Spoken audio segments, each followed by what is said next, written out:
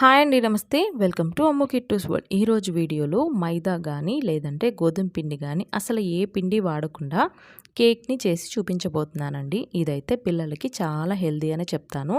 అలాగే అన్నీ కూడా హెల్దీ ఐటమ్సే మనం వాడేది. పండిన అరటి పండు, కోడిగుడ్లు ఉంటే చాలండి ఈ కేక్ చేసుకోవచ్చు. ఇక్కడ నేను బాగా పండినవి ఒక 7-8 అరటి పండ్లను తీసుకున్నానండి. నేను తీసుకున్నవి చిన్నవి కాబట్టి ఇన్ని తీసుకున్నాను. పెద్దవైతే 3-4 సరిపోతాయి. వీటిని ఇలా కట్ చేసి పక్కన పెట్టుకోండి. ఇప్పుడు ఒక మిక్సీ జార్ తీసుకొని ఇందులో 3 కోడిగుడ్లని ఇలాగ చెక్ చేసుకుంటూ వేసుకోవాలండి. తర్వాత ఇక్కడ నేను బెల్లం వాడుతున్నానండి. 1 కప్పు బెల్లం, అలాగే 1 కప్పు పాలు వేసుకోవాలి.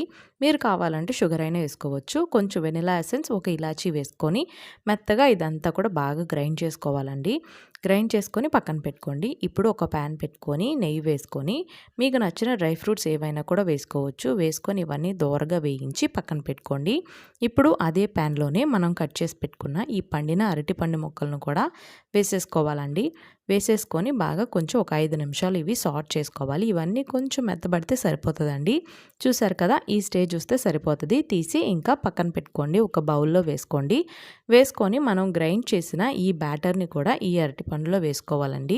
వేసుకొని ఇదంతా కూడా ఒకసారి ఇలా కలుపుకోవాలండి. వేడిగా ఉన్నా పర్లేదండి, అరటిపండు ముక్కలు వేసుకోవచ్చు. ఇలా కలుపుకున్న తర్వాత పక్కన పెట్టుకోండి. ఇప్పుడు మనం కేక్ ప్రిపేర్ చేసుకోవడానికి ఏ బౌల్ అయినా పర్లేదండి.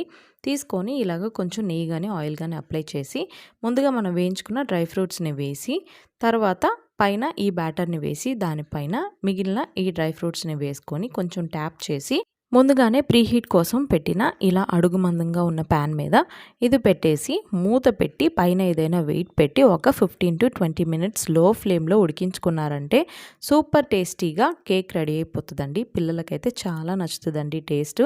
అలాగే ఇక్కడ మనం ఏ ఫ్లోరు వాడట్లేదు కాబట్టి హెల్దీ కూడాను.